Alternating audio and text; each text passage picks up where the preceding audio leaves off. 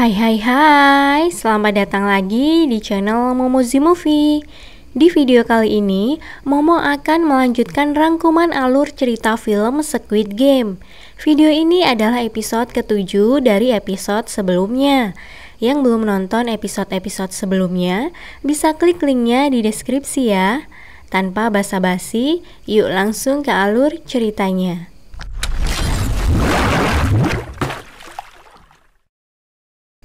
Melanjutkan cerita pada episode sebelumnya, di awal episode 7 diperlihatkan beberapa penjaga bertopeng yang membawa peti mati. Isi dari peti mati tersebut adalah para peserta pemain kelereng yang sebelumnya. Dan film Squid Game episode 7 pun dimulai. Para peserta kembali ke ruangan peristirahatan. Diksau terkejut saat melihat Ryung yang ada di salah satu ranjang tidur.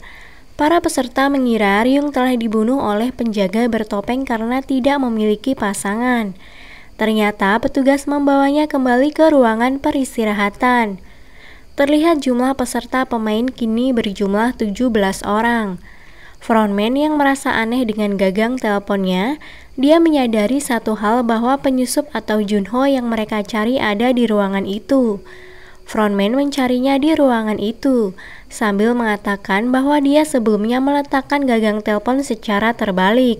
Namun sekarang gagang telepon tidak terbalik. Frontman masuk ke tempat di mana terdapat berkas atau dokumen permainan. Hampir saja Junho ketahuan, beruntung anak buah Frontman memberikan informasi kalau ada mayat yang terdampar. Terlihat Diksau sepertinya kesal kepada Ryung. Saibyong masih bersedih atas kematian Jiyoung. Gi-hun yang merasa bersalah atas kematian si kakek. Sang-woo yang melihat Gi-hun bersedih mengatakan bahwa mereka hanya mengenal para peserta di tempat ini, jadi tidak usah terlalu ditangisi. Sang-woo menyuruh Gi-hun untuk melihat salah satu orang yang terdiam. Sang-woo mengatakan ia baru saja kehilangan istrinya. Pria tersebut kini meminta mereka semua untuk berhenti bermain, dikarenakan sudah banyak orang yang terbunuh. Sang-woo yang mendengar perkataan pria itu pun langsung menghampirinya dan membentaknya. Sang-woo mengatakan kenapa tidak kau saja yang mati daripada istrimu. Frontman melihat identitas salah satu mayat yang terdampar di pantai yang bernama Hwang Junho. Frontman pun terkejut. Terlihat beberapa orang bertopeng yang turun dari helikopter. Mereka adalah tamu VIP. Orang-orang tersebut memakai topeng bertema hewan. Frontman sedang berbicara dengan seseorang yang sepertinya ia adalah pemilik permainan ini. Salah satu tamu VIP bertanya kepada Frontman di mana tuan rumah permainan ini. Frontman menjawab kalau tuan rumah permainan sedang ada urusan pribadi. Para tamu VIP pun dibawa ke sebuah ruangan yang begitu mewah. Tiba-tiba salah satu tamu VIP berteriak yang ternyata peserta permainan yang dijadikan taruhannya melakukan bunuh diri. Detektif Junho menodong salah satu pelayan tamu VIP. Junho pun menyamar menjadi pelayan di tamu VIP tersebut. Saat tertidur, para peserta dikejutkan dengan penjaga yang membawa peti mati. Ternyata orang yang dimarahi Sang-woo sebelumnya melakukan bunuh diri. Dan seperti biasa, jika ada peserta yang mati, maka uang akan bertambah. Para peserta dibawa menuju ke games berikutnya. Junho yang menyamar menjadi pelayan, ia bertingkah layaknya seorang pelayan pada umumnya. Lalu, Foreman memperlihatkan permainan berikutnya. Like a bridge of some sort. Not like the looks of it. Peserta permainan tiba di sebuah ruangan. Penjaga bertopeng menginformasikan kepada mereka untuk mengambil salah satu manekin dengan nomor urut 1 sampai 16. Salah satu peserta mulai mengambil manekin di depan mereka. Dilanjut dengan Diksau dan kawan-kawan.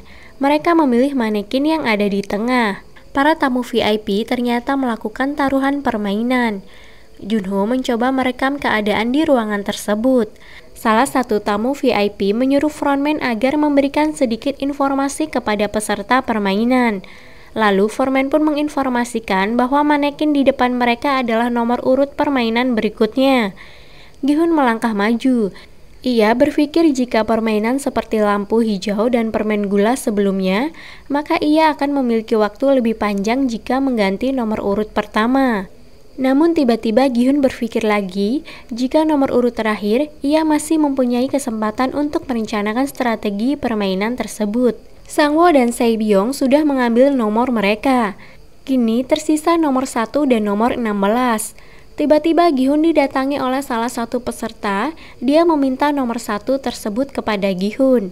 Salah satu tamu VIP yang menjadikan peserta itu sebagai taruhannya pun sangat emosi.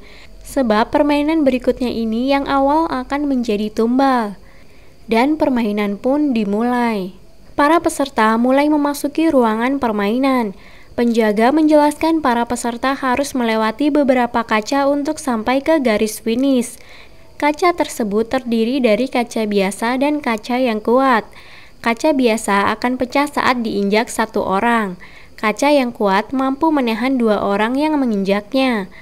Peserta dengan nomor urut pertama pun terkejut, sebab bagaimana ia tahu mana kaca biasa dan mana kaca yang kuat. Salah satu tamu VIP meminta tambahan minuman lagi ke salah satu pelayan, dan pelayan itu adalah detektif Junho. Salah satu tamu VIP menyuruh Junho untuk duduk bersamanya. Permainan dimulai. Peserta yang akan menginjak kaca melepaskan alas kakinya. Peserta pertama pun sangat ragu untuk memilih kaca mana yang harus diinjak.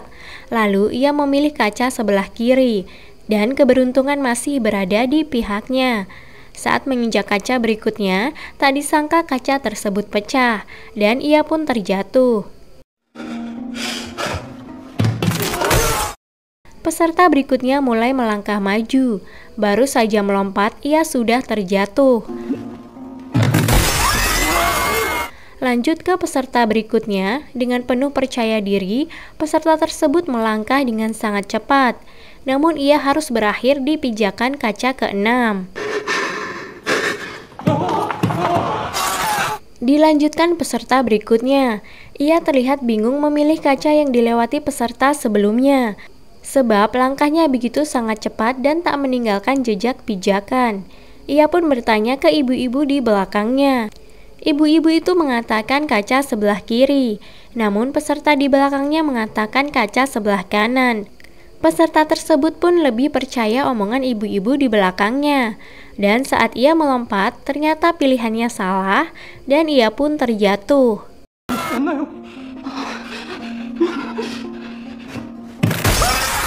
Gi-hun berpikir bahwa mereka memiliki peluang besar jika semua peserta menginjak di satu kaca yang benar.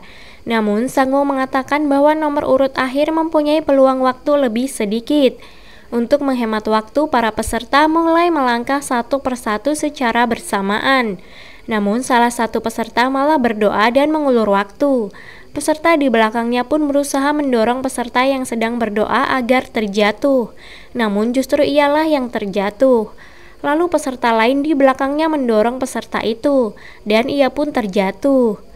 Dik-seo menyuruh peserta di depannya untuk segera melangkah. Pilihan pertamanya beruntung sekali. Gi-hun yang merupakan peserta paling belakang mulai melangkah maju. Namun ia lupa kaca pertama. Se-byung memberitahu bahwa kaca pertama sebelah kiri. Peserta di depan Dik-seo mengatakan bahwa ia bisa membedakan mana kaca yang biasa dan yang kuat. Lalu ia pun melompat yang ternyata pilihannya salah. Kini Dik-seo menjadi peserta paling depan. Dik-seo berpikir ia tak akan bisa melewati kaca tersebut. Sifat pengecutnya mulai muncul. Ia tidak mau melangkah lebih dulu.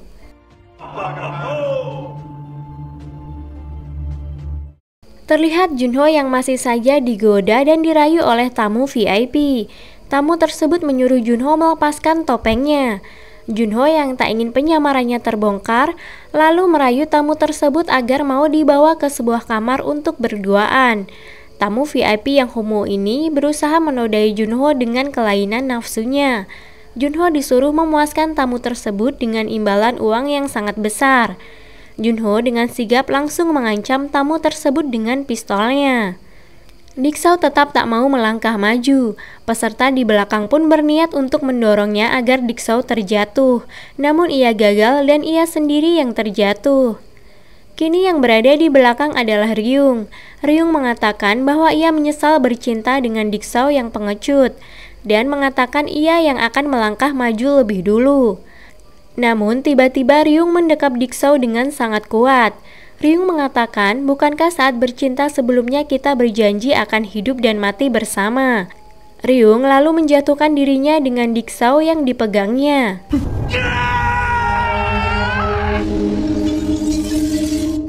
Para tamu VIP merasa permainan sangat seru, namun frontman curiga kepada salah satu tamu yang tak kunjung kembali. Peserta permainan tersisa 4 orang lagi.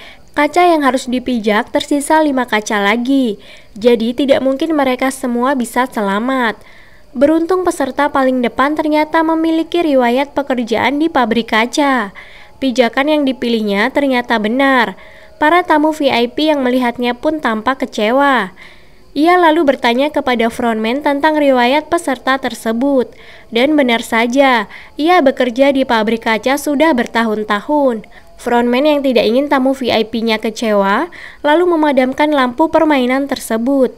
Sekarang peserta tersebut tidak bisa membedakan kaca yang harus dipijaknya, karena ia melihat perbedaan kaca dari pantulan cahaya lampu.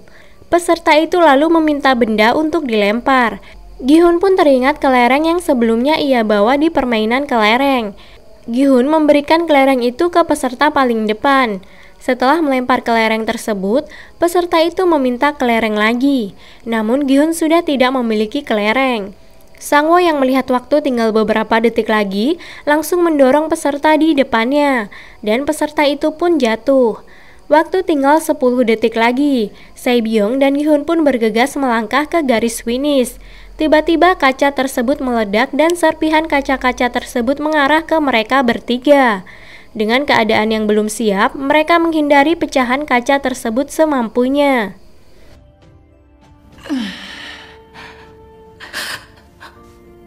Frontman ternyata menemukan keberadaan Junho. Junho berusaha kabur dari tempat itu setelah melumpuhkan tamu VIP tadi. Frontman mendapat laporan bahwa oksigen untuk menyelam telah hilang 1, yang berarti Junho kabur dengan cara menyelam di air. Junho yang menyelam lalu melihat salah satu pulau. Ia pun berusaha menyelam ke arah pulau itu. Dan film pun selesai. Tunggu dan nantikan episode selanjutnya. See you, bye-bye.